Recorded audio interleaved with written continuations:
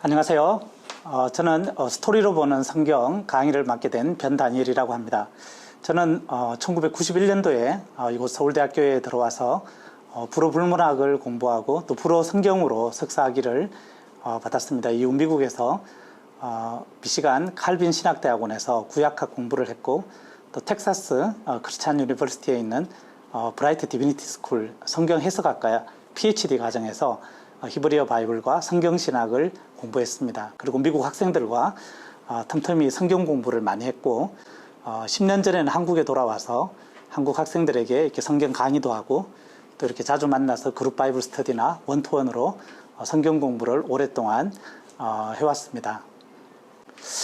성경은 재미없다고 생각하시는 분들이 많이 있을 것 같아요. 특별히 신약 성경 첫 번째 페이지는 보면은 누가 누구를 낳고 누가 누구를 낳고 이렇게 재미없는 족보 이야기들이 많이 있고, 그리고 제가 서울대 의대에서 몇 년간 교수님들하고 성경 공부를 했는데, 교수님들도 굉장히 어려워하시더라고요. 이 성경을, 서울대 의대 교수님들이. 왜냐하면은 모르는 이름, 외국식 이름이 너무 많고, 모르는 그 문화, 저 중동에 있는 이런 생소한 문화들이 많고, 이래서 그 어려운 공부를 해내신 분들이 오히려 성경을 굉장히 어려워하더라고요. 그런데 이 성경에는 굉장히 재밌는 스토리들이 많습니다. 그래서 사실 이제 성경을 주제로 해서 굉장히 많은 재밌는 어린이 동화책이나 여러 가지 소설들도 나왔고, 이렇게 많은 베스트셀러 책들이 이렇게 나왔습니다. 그래서 우리가 성경의 그 어려운 내용들도 있지만, 또 성경의 전체적인 흐름과 성경의 핵심적인 주제를 파악하고 그런 주제를 잘 설명해 줄 수 있는 스토리로 되어 있는 이런 본문들을 잘 찾아서 이렇게 마치 어린이 동화책 보듯이 이렇게 보면 우리가 함께 웃으면서 굉장히 쉽게 성경의 핵심 주제를 이해할 수 있고, 또 성경이 전체적으로 우리에게 말하고자 하는 것이 무엇인가, 그리고 이 성경책이 나하고 어떤 관계가 있는가 이해할 수 있습니다. 저기 이스라엘에 가면 아주 큰 갈릴리 호수라는 곳이 있습니다. 그곳에 한 명의 어부가 있었습니다. 그의 이름은 시몬인데, 어느 날 고기를 잡으러 갔는데 아무리 그물을 던져도 고기가 한 마리도 안 잡혔습니다. 그래서 아침에 이제 해가 트는데 그때까지도 아무리 그물을 내려도 고기를 한 마리도 잡지 못했습니다. 그래서 시리에 빠져 있었는데 예수님이 그에게 다가왔습니다. 그리고 이제 오늘 말씀인 누가복음 5장 5절에 보면 예수님이 그에게 깊은 데로 가서 그물을 내려 고기를 잡으라, 이렇게 말씀을 하십니다. 베드로가 이 말씀에 순종해서 깊은 데로 가서 예수님이 던지라고 하는 그 지점에 그물을 던졌는데, 그가 정말 엄청나게 많은 그런 물고기를 잡게 됐습니다. 혼자서 도저히 끌어올릴 수 없을 정도로. 그래서 그의 배가 심지어 잠기게 되었습니다. 이때 그가 얼마나 기뻐가지고 물고기를 잡고 이렇게 춤을 추고 했겠습니까? 우리가 그런 장면을 상상할 수 있는데요.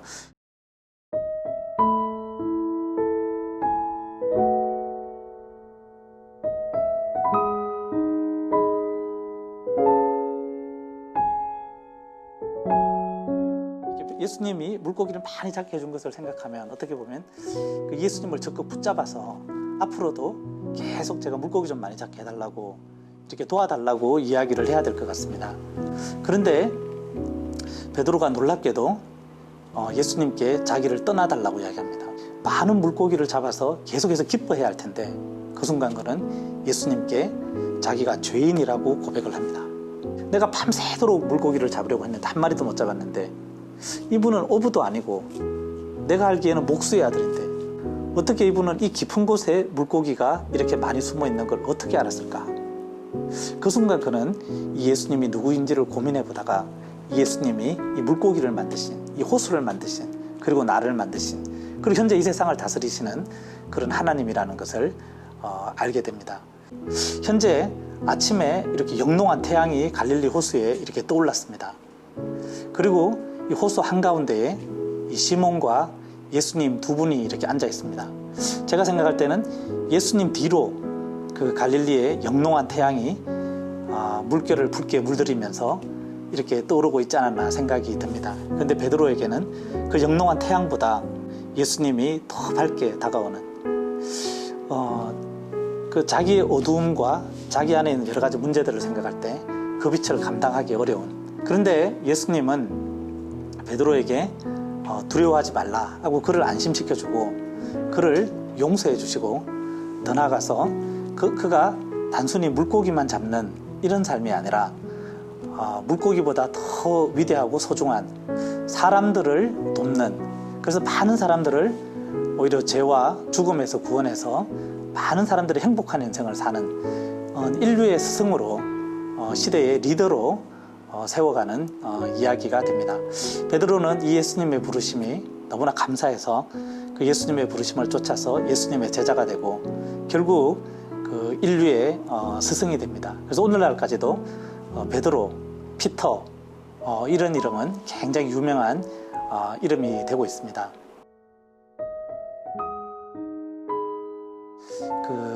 우리가 이제 흔히 진리라고 할 때 그 진리는 보편성을 가집니다. 이렇게 누구에게나 해당될 수 있다는 거죠. 특별히 이 성경에 기록된 모든 내용은 이 성경을 읽는 모든 사람들에게 해당이 되는 내용들로 기록이 되어 있습니다. 실패는 우리 각자의 인생에도 참 많이 있습니다. 우리가 공부를 하다가 실패할 수도 있고요. 인간관계에서 실패를 할 수도 있고요. 사업을 하다가 알바를 하다가 실패할 수도 있습니다.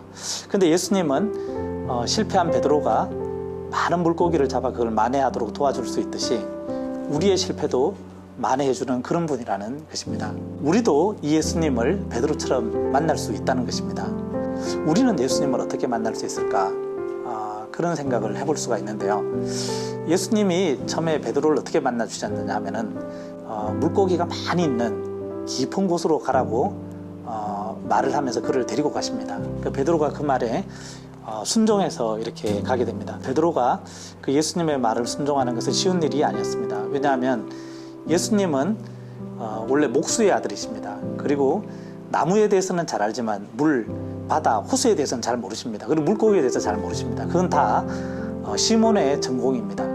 그런데 시몬은 비전공자인 예수님의 말씀에 이렇게 순종을 합니다. 우리도 여러 가지 실패한 일들, 그런 일들은 나의 전공이고 내가 제일 잘하는 일이라고 생각할 수도 있는데 사실은 예수님은 이 세상을 만드신 분이시고 또 이 세상을 다스리시는 분이기 때문에 내가 제일 잘 안다고 생각하는 일, 내가 열심히 하는 일, 그 일을 예수님도 잘 아십니다. 그리고 예수님은 실패한 그 일을 성공할 수 있도록 도와줄 수 있는 분이십니다.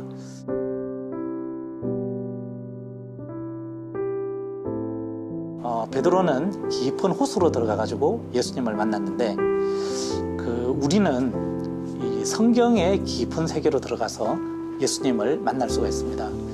호수가 겉으로 보기에는 굉장히 검푸르고 특히 호수 깊은 곳은 빠지면 죽을 수도 있고 굉장히 위험한 곳인데 그래도 베드로는 이제 예수님의 말을 듣고 갔어요. 마찬가지로 성경도 이렇게 겉보기에는 굉장히 두껍고 내용도 많고 자칫 잘못하다 이단에 빠지는 사람들도 있잖아요. 마치 자칫 잘못하다 이게 성경에 빠져 죽을 수도 있을 것 같은데 예수님이 이렇게 베드로를 도와주시고 그의 실패를 만회해주시고 그를 훌륭한 사람으로 만든 또 인류 역사에서 증명된 이런 내용을 보면서 우리도 예수님을 한번 믿고 신뢰하고 그분의 말씀대로 이렇게 한번 깊은 데로 가보면 우리도 베드로와 같은 똑같은 체험을 할 수 있다는 것입니다. 성경에서 예수님은 우리에게 성경을 한번 공부해 보도록 성경의 깊은 세계로 한번 가보도록 이런 말씀들을 참 많이 하십니다.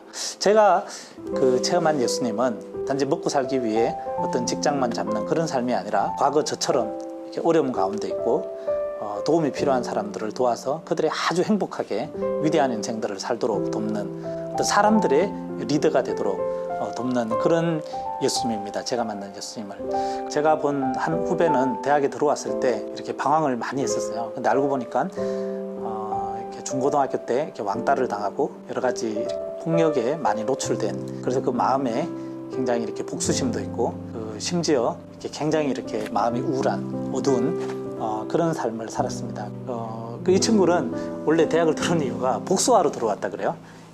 서울대 들어가가지고 아주 출세해가지고 그 친구들을 복수하러. 그런데 이 친구에게 어떤 선배가 제가 아는 어떤 선배가 성경 공부를 하자고 권면을 이렇게 했습니다. 그래서 그 친구가 성경을 공부하면서 예수님의 말씀을 듣고 조금씩 그 말씀대로 이렇게 살아보는 가운데서 그는 예수님이 자기를 위해서 십자가에 달려 죽으시고 부활했다는 그 믿음을 이렇게 갖게 됐습니다. 그러면서 미워하던 사람들을 자기를 때린 이런 사람들을 용서하게 됐고, 그러면서 마음에 이렇게 엉어리진 것들이 이렇게 풀리니까 이 마음에 굉장히 큰 기쁨이 있고 힘이 생기고, 또 더 나아가서 이제 그 사람들도 뭘 몰라서 그런 나쁜 짓들을 했는데 세상에 이런 사람들이 참 많구나.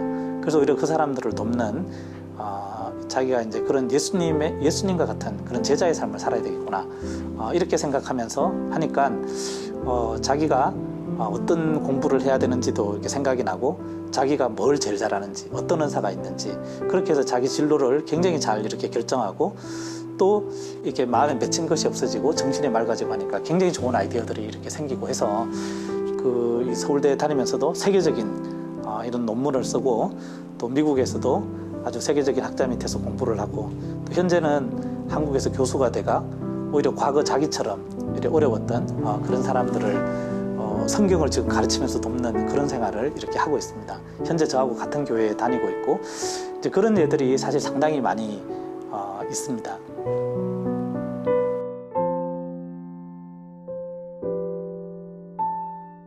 우리가 오늘 말씀에서 베드로가 예수님을 만나서 그의 실패를 만회했을 뿐만 아니라 새로운 더 넓은 세계에서 더 위대한 인생을, 그가 알지 못했던 더 원대한 삶을 이렇게 사는 것을 보게 되었습니다. 여러분들이 이 성경 공부에 기대를 가지고 정말 이 세상을 만드신, 또 이 세상을 주관하는 그러한 존재를 이 성경 공부를 통해서 만날 수 있다면 이게 어마어마한 일이 되지 않겠습니까?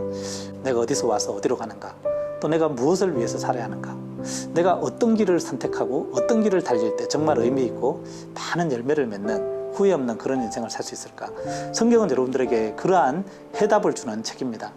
오늘 제가 여러분들과 살펴본 이 성경 말씀은 여러분들을 이 성경의 깊은 세계로 초청하는 말씀이라고 할 수가 있겠습니다. 다음 두 번째 강의부터는 정말 성경의 깊은 데로 들어가서 예수님이 누구신지, 또 하나님이 누구신지 생각해보고 만나고 여러분들이 고민하는 답들을 얻고, 또 여러분들의 실패가 실제적으로 만회가 되는 그러한 성경 공부들로 이어질 것입니다. 기대를 가지고 함께 계속 이 성경의 세계로 들어가 보면 좋겠습니다.